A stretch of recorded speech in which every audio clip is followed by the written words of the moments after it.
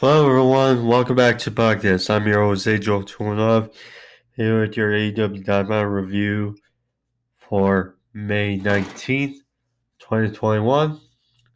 Was a solid show of AEW television. You got some progression. Obviously, as far as Double Nothing is concerned, we had more matches basically added to Double Nothing. Also got news about AEW and their move. Also, next week there's going to be a little change in the schedule. So, anyway, if you're new to the podcast, like and subscribe, clicking that bell, thank you. And so, first thing I want to touch on is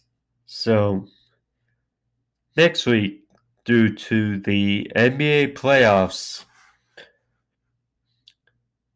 AEW Dynamite will not be on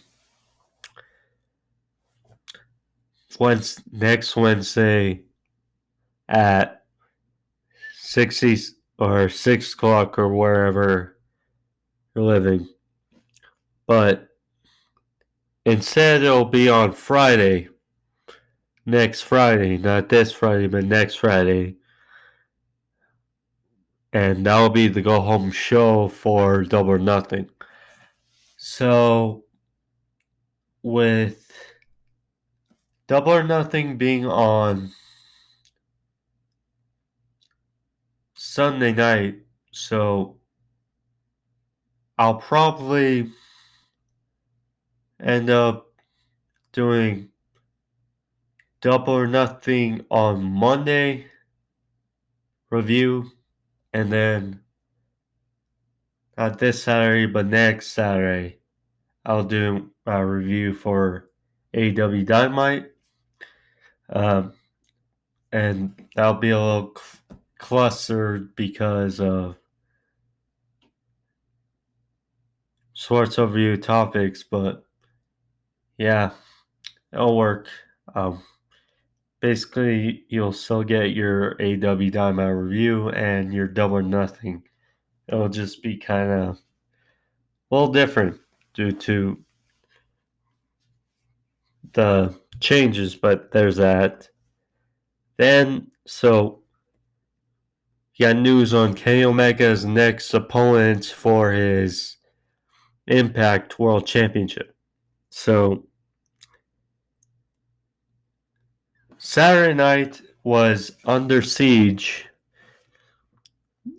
the Impact pay per view for Impact, and there was a 6-man match between Moose, Trey Miguel, Chris Bay, Chris Sabin, Sami Callihan, and Matt Cardona to determine the number one contender for Kenny Omega's Impact World Championship. And Moose won that match. So, against all odds, on June 12th, it will be Kenny Omega versus Moose, which should be an interesting matchup. You know, I thought perhaps that Moose was going to beat Rich Swann and then defend the title or get a little reign, and it would be at Rebellion, but instead we're getting it against all odds. I mean, in theory, it was the best match besides Callahan. I mean, it was either going to be Sami Callihan or Moose, and I can't complain about that. Then lastly, before we get into the review, so AEW Dynamite will be expanding come next year. So January 2022, AEW will be moving are expanding to TBS.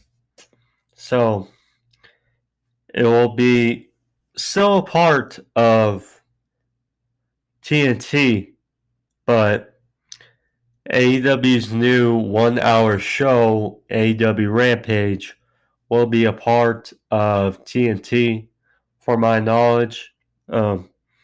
So, good expansion.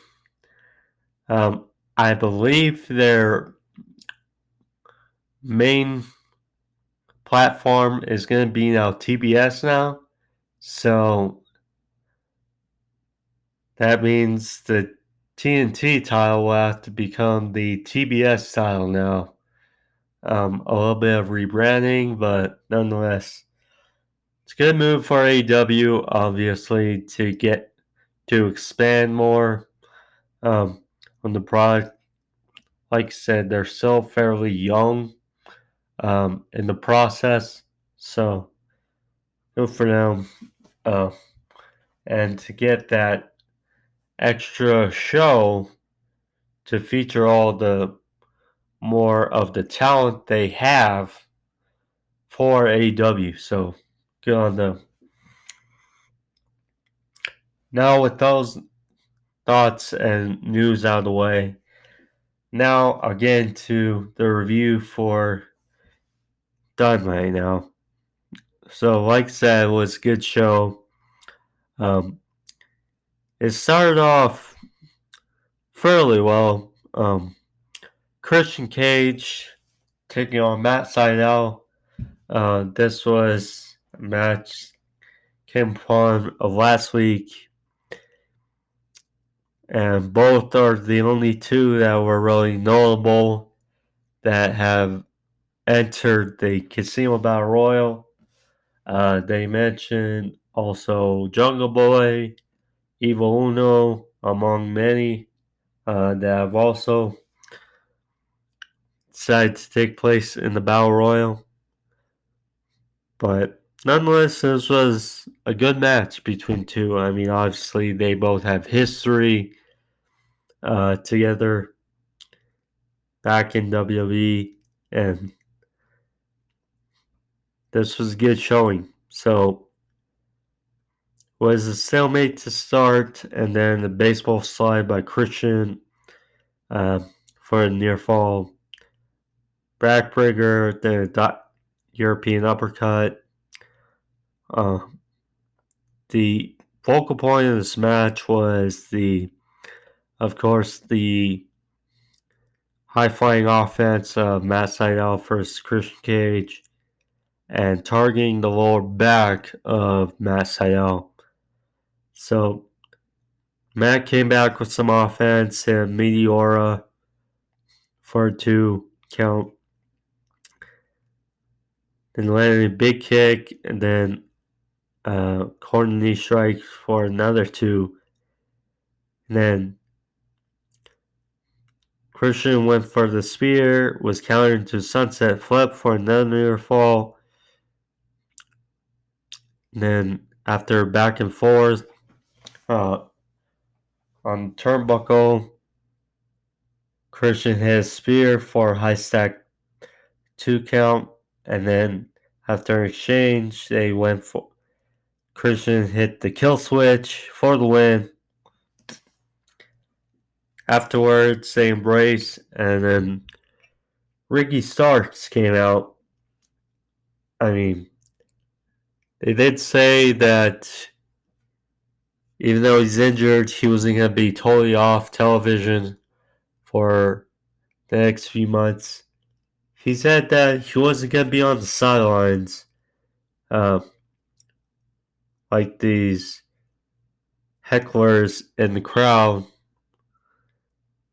So then all of a sudden we had Brian Cage and Will Hobbs, Powerhouse Hobbs, whichever you call him, jump Christian Cage and Matt Sydal. And then Hangman came out with a cup of glass Jack Daniels, I assume. I don't know. he handed it to Ricky Starks, hold my beer, and then came in for the save of Christian and Sydal, but the numbers game caught to him. And then Cage hit a powerbomb on Hangman, and then Ricky Starks took a drink of Hangman's beer, and that was how the segment went off the air. So, nice starting segment for the show. Building towards the Casino Battle Royal, also continuing the storyline between, or the feud between Hangman and Brian Cage towards their match at Double or Nothing. So, good opening. So then we had cut to the Varsity Blondes, who are now paired with Julia Hart, the girl who looked terrible last week versus Britt Baker. I mean, so this was a good promo by Brian Pillman Jr. He talked about how getting out of the shadow of his man, or his father, excuse me. Then Griff came in and talked about how he used to sell merchandise for the Young Bucks years ago, and now today he doesn't see the same old Bucks as he saw years ago. Just more of the same. Pillman, good promo. I hope that Julia Hart does not tamper or worsen the stock of the Varsity Blondes, because they're young as a team, or they're pretty much veterans now, but still, well, perhaps with the veteran kind of ship of the Varsity Blondes, perhaps they can help out Julia Hart. I don't know, because she's still in the Nightmare Factory. She's still training. I don't know, but overall, good promo by the Varsity Blondes. So then we had Jon Moxley and Eddie Kingston versus the Acclaimed. Max Caster had a hilarious rap prior to the match. I mean, my nickname in high school was Rap God, but it's so hilarious to hear some of these raps, whether by Max Caster.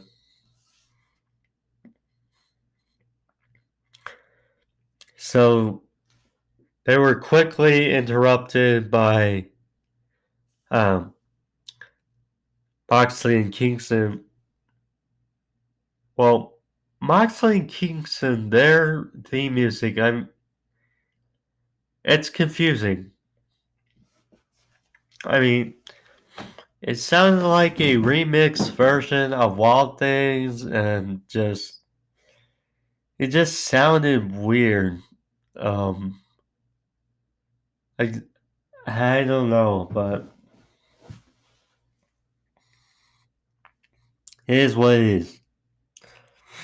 So I'm getting into the actual match. So Bowens and Caster had good showing in this match.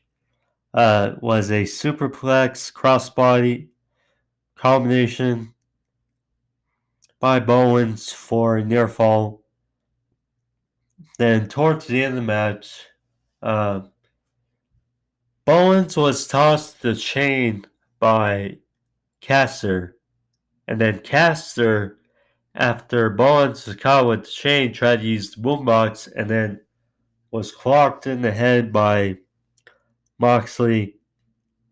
So he was taken out, and then they hit a wheelbarrow paradigm shift combination on Bowens for the win. This pretty signified as Moxley and Kingston gain more momentum before their tag team title shot versus the Bucks at Double Nothing. They are just a gem as a team. They just work as a team, and it's hilarious to see.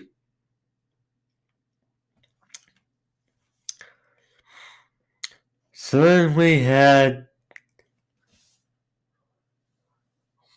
two uninteresting parts of the show, at least according to me. There was the A Go-Go match versus Austin Gunn. There was this segment between Scorpio Sky and Ethan Page.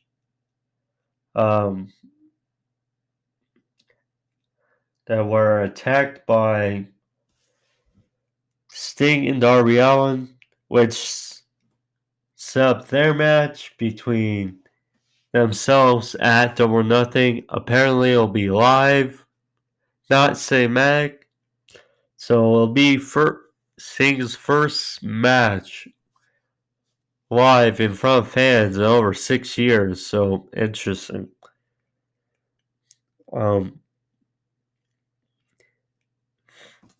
So we go from that to the Pinnacle. They were having dinner, seated at a table, and then MJF cut a good promo. Dax chimed in. So this guy, he was pouring wine for MJF and Dax. So they had red wine, and Shawn Spears was right next to him, and he had white wine. So while Dax and MJF were getting their wine poured, Spears was pissed and then shoved the waiter's face into the table, saying he wants his drink. So then Spears let up, they calmed him down, and then Tully threw a thing of cash, I believe, at the waiter, and he said that will cover it. So there's that, and then segment ended with MJF saying, "When you're in the Pinnacle, you're always on top." So, good promo by MJF as always. I prefer red wine or white wine. It's my taste, but obviously Spears is different. So, there's that. So we had Rebel, not Reba. There was that in parentheses. Rebel faced Hikaru Shida. This was nothing much. It was just basically to build more to Shida and Baker's match at Double or Nothing. Rebel, who was very healthy, still came out with a crutch. So she came out with Brett. Anyways, short match. Rebel, she hit Shida in the back with her crutch, and then landed a throw suplex for a near fall, and then Shida attacked the leg of Rebel, and Rebel tapped out. After match, Britt hit a curb stomp on Shida on the belt, and she held up the title as the segment went off the air. Or the segment finished. So we are looking at our eventual women's champion. Still looking at the title. I wish it was a bit bigger. Looks tiny, which is pretty much the reason why I was able to fit Riho, because she's tiny, but nonetheless, I mean, I get it. It's just wish it was a little bit bigger. That's all. So then we had an update on Orange Cassidy. So from last week. So K Omega and Don Callis came into the trainers as Orange Cassidy was with the Best Friends and Chris Statlander getting checked up on. So they asked Chris Statlander and Best Friends to leave, so they left. They said, "No, trainer, you can stay." So they were poking fun at Orange Cassidy, and then he had an ice pack on his shoulder, but really he was dinged. So they were talking to Orange, played him up, told how much they value him as a wrestler, as a competitor, not as much as in the main event.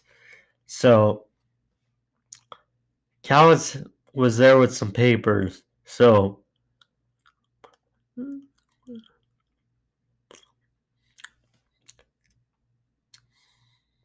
Callis showed him a contract that would sign away Cassidy's rights to his main event match at Double or Nothing in the Triple Threat, while still giving Cassidy his main event match with Kenny at a later date.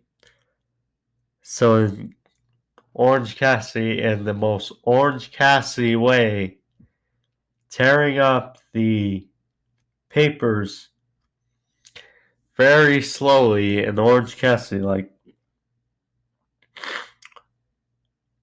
So then they were like, okay.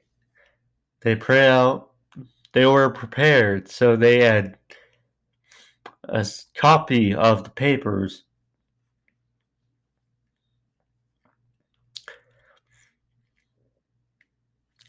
So they gave the copy to Orange Cassidy, rest, don't sleep, because I'm not sure if you're supposed to do that. So rest and think about it. So nice by Kenny and Callis to try to. We're still going to get a triple threat at Double or Nothing, which I like. But yeah, good little segment for all three. So then we had the Inner Circle. They came out to address the Pinnacle's challenge last week for Stadium Stampede. So Jericho was out still with his elbow, or he was still out there with his cast on his elbow. Santana was still out, not out there because he was arrested thanks to MJF. So they talked about how, or excuse me, Jericho talked about how is it worth it? Basically, all it was worth for Blood Guts. Was it worth it? Was the fall worth it? Is the pain for all the inner circle how they'll never be the same? How he won't be the same? How the torture, the pain he's caused, puts on his family, is that worth it? And Jericho said, with inflicting the pain on MJF, it's 1,000 times worth it. So, no debate. They accepted the challenge, and Santana will be back next week. So, there's that. Uh, good promo, wasn't a lot to go over, but solid promo. I mean, we knew that they were going to accept. Next week, we're going to have a celebration of the inner circle. So, it's pretty much all but wrapped for the inner circle. Going to be disbanded after Double or Nothing. So then we had an NWA Women's Championship match. Serena Deeb versus Red Velvet. Good return by Serena Deeb. We haven't seen her since the opening round matchup of the tournament versus Riho. So, yeah, they said she had arthroscopic knee surgery. So, nonetheless, it's a good match between her and Red Velvet. Red Velvet, she's coming on. She's improving. But, so, twisted neckbreaker by Deep early in the match for a near fall. She had powerbomb for near fall. She was focusing on Red Velvet's leg throughout the match. She went for a figure four, but was countered into a roll up, and then eventually, after working on the leg, she walked into Serenity Lock and Red Velvet tapped. I mean, good showing for both. It's good to see Serena Deeb back. Another piece that helps to the women's division when she's there.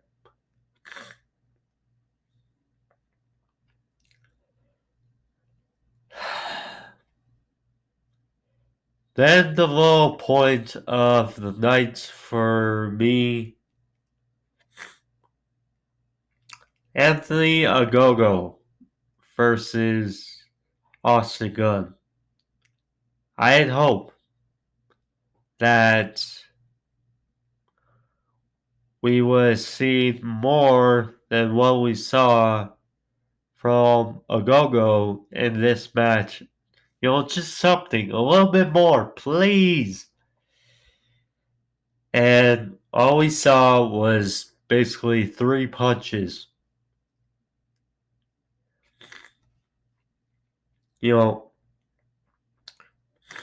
Austin Gunn, he was taking it to Ogogo,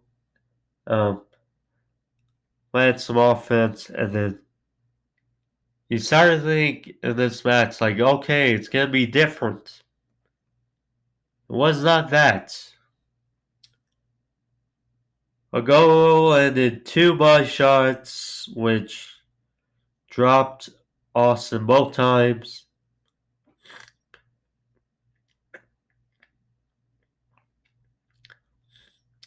Then Ogogo, he lifted up Austin Gunn and then knocked him out for the win. I mean,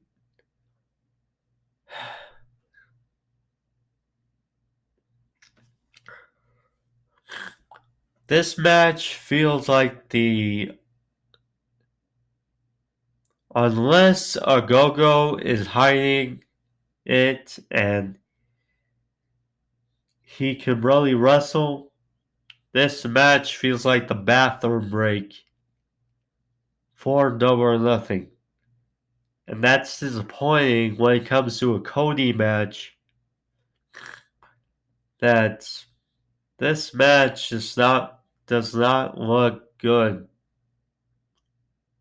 And I'm looking at the members of the factory, and there's also Nick Camarado and Aaron Solo. And because we all know Anthony Ogogo looks the part. It's just his in-ring work is... This is not boxing. This is pro wrestling.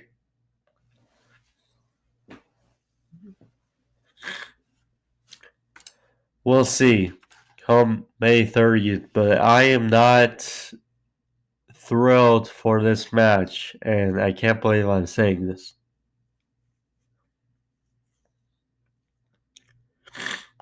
So then we had a Miro in-ring promo, probably the best thing on the night, besides tag team match.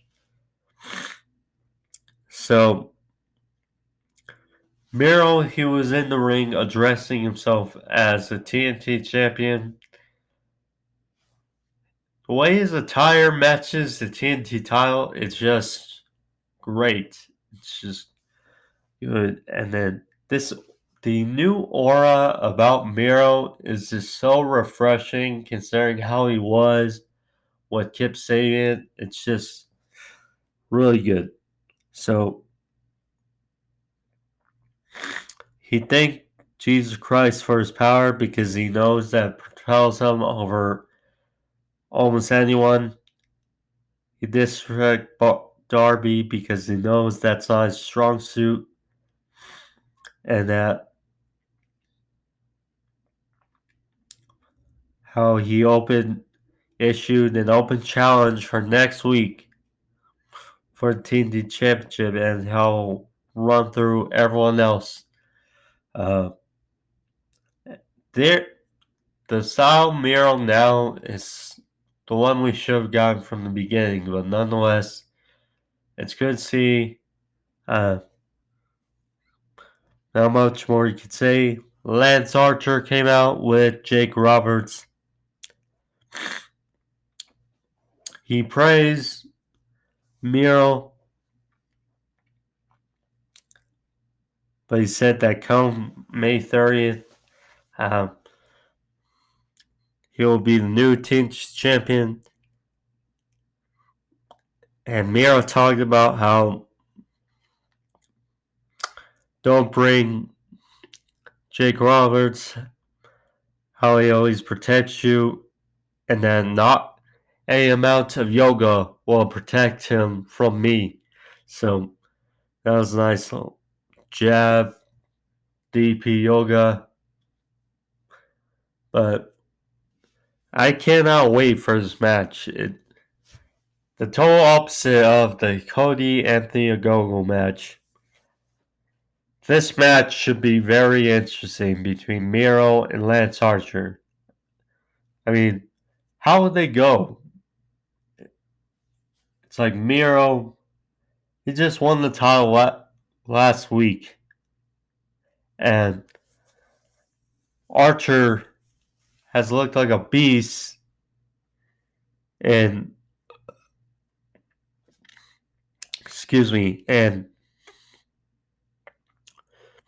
but he hasn't really gotten that signature win, whether it be over Cody, whether it be over Moxley.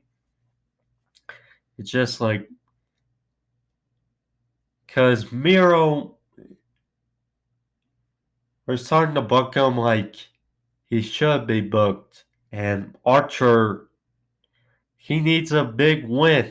And so, I mean, we'll see how it goes. But, yeah. So then we got to the main event, and my pen. What a bad time for your pen to run out of ink. Right when I was finishing this match, my notes for this match, my pen was running out of ink. I mean, I got just enough out of another pen for the rest of the match, but nonetheless, it was a very good match between Young Bucks and Varsity Blondes for tag team titles. Probably the best showing of the Varsity Blondes yet. So obviously the Bucks were out there with Brandon Cutler. So getting into the match was a hot tag to Griff after being up on Brian Pillman Jr. So Garrison cleaned the house. He had a double spear and then a dive on the Bucks on the outside. Then a nice diving clothesline by Pillman for a 2 count. Then I believe it was Nick who went for a super kick, but Pillman blocked that and repelled it to Nick super kicking Matt, and then Pillman hit a super kick on Nick for a near fall. Then a roll up by Pillman for another 2 count. And there was a weird situation. So the referee was distracted, and Matt Jackson was tossed a can of cold spray by Cutler. And then Julia Hart, who was on the apron, tried to point out to the ref that Matt Jackson had the can of cold spray. So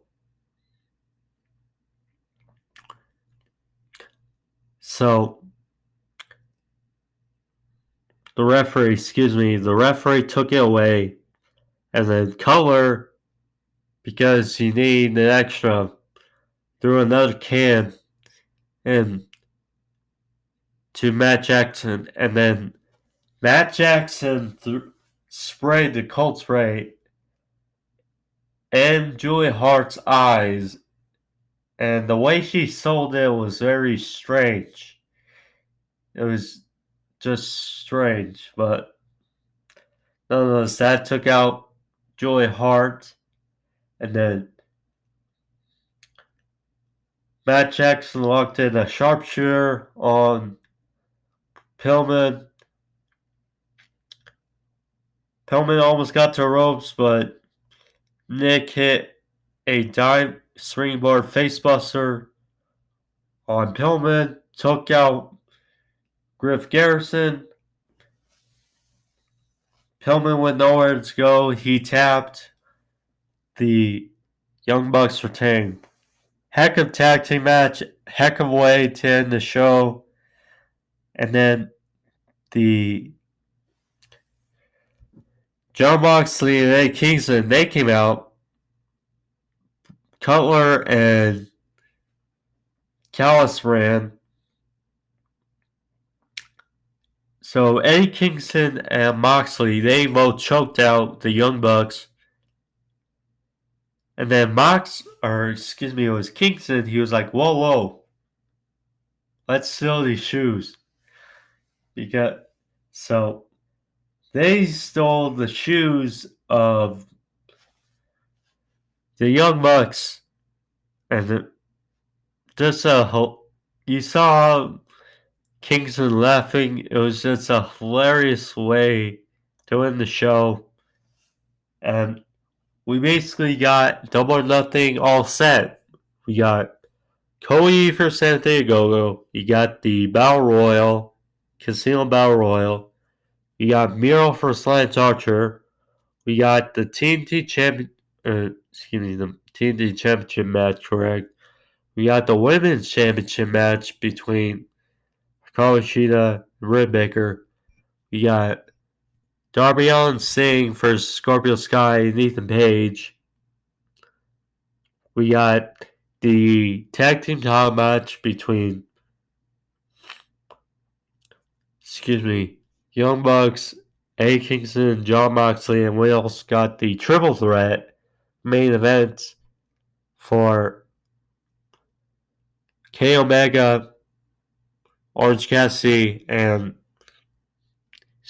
Pac, and we also got Hangman for Brian Cage. So one heck of a lineup for Double or Nothing. Next week, we got the Open Challenge from Miro. We got